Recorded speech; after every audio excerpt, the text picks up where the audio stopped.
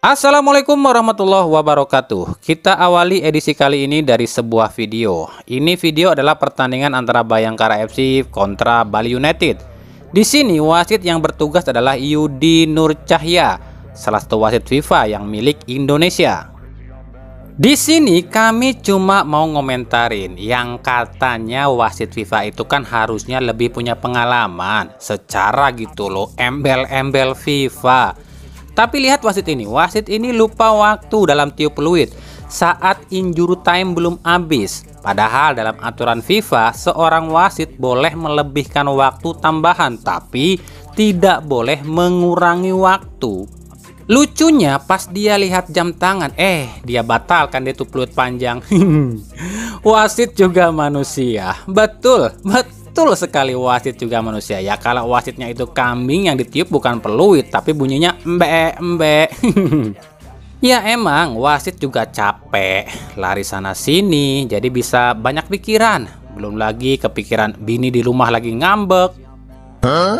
Belum lagi kepikiran cicilan belum lunas. Belum lagi kepikiran bonus cair enggak nih.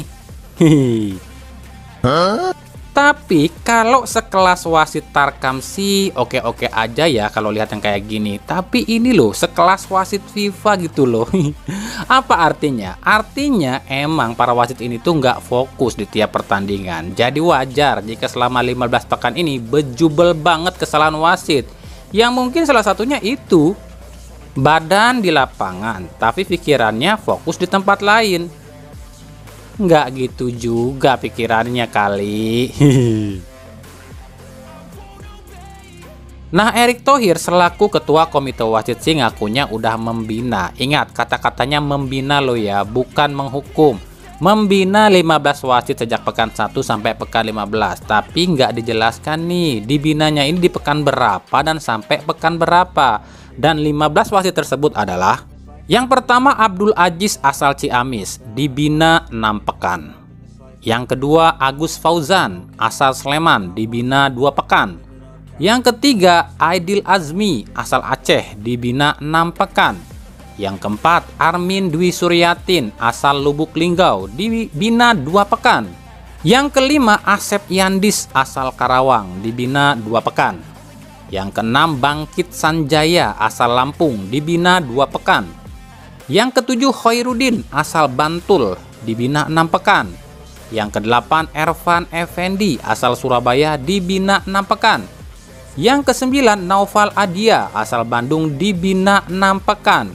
Yang ke-10 Nendi Rohaindi asal Bandung, dibina 2 pekan. Yang ke-11 Rio Permana Putra asal Pekanbaru, dibina 6 pekan. Yang ke-12 Rian Nanda asal Bandung, dibina 2 pekan. Yang ke-13 Torik Al-Katiri asal Purwakarta, dibina 6 pekan. Yang ke-14 Yudi Nur Cahya asal Bandung, dibina 4 pekan. Dan yang ke-15 Zetman Pangaribuan asal Jakarta, dibina 6 pekan.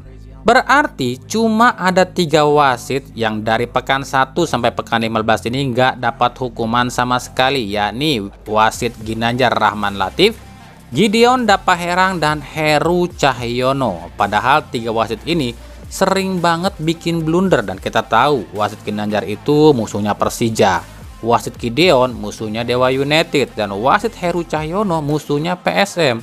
Sebab 3 orang ini biasanya selalu bikin blunder di laga-laga tim ini, tapi kok nggak ada yang dihukum ya. BTW katanya wasit Rio Permana Putra ini dihukum. Kok mimpin laga Persebaya versus Persib ya? Inilah yang kami bilang kalau PSS ini nggak jelas ngasih hukuman. Ya gini, katanya dihukum tapi tetap tugas kan. Ada pasti ntar alasannya gini, kan hukumannya itu baru diterbitkan pekan 1 sampai 14. Kan ini kan pekan 15 kan gitu. Ada klasik.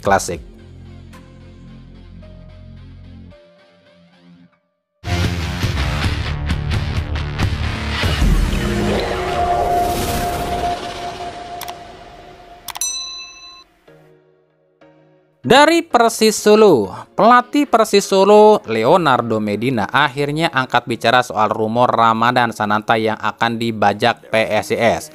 Menurut Medina ini hanya rumor bodoh dari orang bodoh. Kenapa demikian? Menurut Medina, Sananta itu kontraknya 2 tahun di Persis Solo, dan Sananta itu striker utama Persis Solo dan andalan Persis Solo. Jadi mana ada klub yang mau melepas pemain andalannya? It's a lie, itu kebohongan, itu omong kosong. This is just stupid rumor. Maaf dengan bagaimana saya harus bicara, tapi itu stupid rumor komplit, ujar Medina. Sebelumnya memang bos PSIS Semarang Yoyo Sukawi ini mengatakan tertarik akan memboyong Sananta ke PSIS. Ini artinya 2 kali sudah Yoyo ini dibilang orang tolol, orang bodoh oleh pelatih. Sebab sebelumnya ada Robert Rene Abad yang juga pernah bilang demikian saat Yoyo Sukawi ini memposting foto Mark Klok dengan kata-kata misale. Yang waktu itu dikomentarin sama Rene Abad dengan kata-kata postingan orang bodoh yang bermimpi dengan kebodohannya. Sabar ya Pak Yoyo. Lanjut ya, bursa transfer Liga 1 mulai memanas. Ya, 2 November 2023 bursa transfer akan resmi dibuka. Ini artinya para klub sudah mulai cari dan gerilya untuk memburu pemain baru. Nah, kita lihat ada siapa saja sih yang baru-baru ini sudah makin dekat dengan klub-klub Liga 1. Yang pertama Persikabo. Persikabo resmi tengah negosiasi dengan bek tengah asal Andorra, Christian Orosa. Bek bertinggi tubuh 186 cm berusia 32 tahun ini saat ini tanpa klub. Klub terakhirnya adalah klub Santa Coloma di Andorra. Proses negosiasi Orosa dengan pihak Persikabo sudah mencapai 65%. Ini artinya jika Persikabo dapat datangkan bek tengah lain, akan ada satu pemain yang terdepak, yakni tentu saja posisi di depan. Dan prediksi kami yang akan terdepak bukan Nikola Kovacevic, tapi mungkin ya ini adalah Conrado. Selain Orosa ada nama Miat Kaungkan, gelandang asal Myanmar berusia 23 tahun yang saat ini main di klub Sound United di Liga Myanmar. Miat akan diproyeksikan menggantikan posisi Kainua Baile. Dan juga ada nama Kevin Aleman, gelandang asal Kanada berusia 29 tahun. Ingat, ini semua belum resmi loh ya, meskipun rumor-rumor bertebaran, tapi ya kita nggak tahu, namanya klub lah yang lebih tahu soal transfer pemain. Yang kedua, Barito Putra resmi menyetujui keinginan Persija Jakarta untuk mendatangkan Gustavo Tocantins. Hal ini atas persetujuan pelatih Rahmat Darmawan. RD mengatakan dirinya tak mau mempertahankan pemain yang hatinya sudah tak 100% untuk timnya. Ini bahaya jika ternyata Persija tak jadi rekrut Tocantins, maka Tocantins bisa luntang-lantung nih. Sebab RD pasti nggak mau nih ambil kembali Tocantins jika sudah dilepas.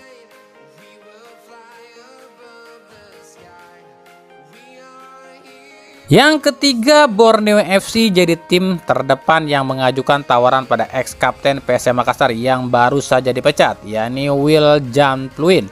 Tapi Pluim belum berikan keputusan apapun apakah akan lanjut di Liga Indonesia atau pulang ke Belanda. Pluim diproyeksikan untuk menggantikan posisi Jelle Gosling yang memang tak berkembang di Borneo FC. Bahkan kabarnya Borneo FC menawarkan pada Pluim untuk bisa berduet lagi dengan Mark Klok, yang artinya Borneo FC pun akan berupaya membajak kapten Persib saat ini.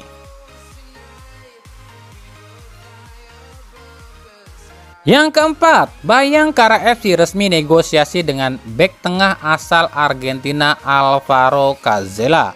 Bek berusia 27 tahun ini saat ini main di Liga 2 Argentina bersama klub Gimnasia Junior. Cazela sendiri diproyeksikan menggantikan posisi Alex Santos yang memang sejak direkrut jarang tertampilkan atau ditampilkan. Tapi justru rumor yang beredar Cazela ini untuk menggantikan posisi Anderson Sales yang kabarnya tengah didekati oleh Persebaya. Yang kelima, ya, Persebaya kabarnya resmi ajukan tawaran pada Bayangkara FC untuk bisa memboyong bek pelontos berusia 35 tahun milik Bayangkara FC, Anderson Sales. Sales diproyeksikan menggantikan posisi Dusan Stefanovic. Faktor pengalaman Anderson Sales di Liga 1 lah yang disinyalir membuat Persebaya ini kepincut pada Sales. Tapi ini tak mudah. Sebab Sales adalah kapten kedua Bayangkara FC. Jadi, andai rumor ini benar, Persebaya berarti akan cuma melepas 2 pemain saja, yakni Paulo Victor dan Dusan Stefanovic, dan digantikan oleh Anderson Sales dan Mika Junko. Eits, tunggu dulu, bukan cuma Sales, tapi Gombo kabarnya sudah siapkan 1 orang lagi buat jaga-jaga andai Anderson Sales nggak bisa direkrut. Dia adalah Enric Saborit. Masih ingat dong Enric Saborit? Ya, pemain asal Spanyol yang pernah dirumorkan ke Persib. Ternyata doi ini dekat banget dengan Joseph Gombau. Nah, soal Paulo Victor sendiri, kabarnya doi ini meminta pada sang agen untuk dicarikan klub di Liga Korea. Hal ini ditunjukkan Paulo Victor di Instastory-nya.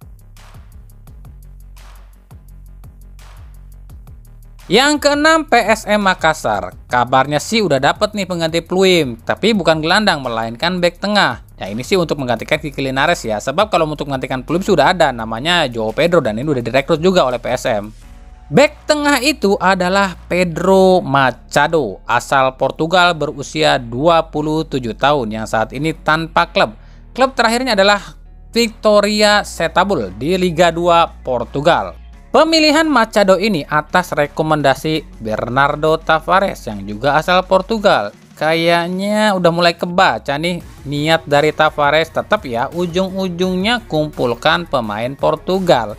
Ada Adilson Silva yang asal Portugal, Joao Pedro Timor Leste tapi rasa Portugal. Sekarang Machado, berarti siap-siap aja nih Everton Nascimento tersingkir juga nih.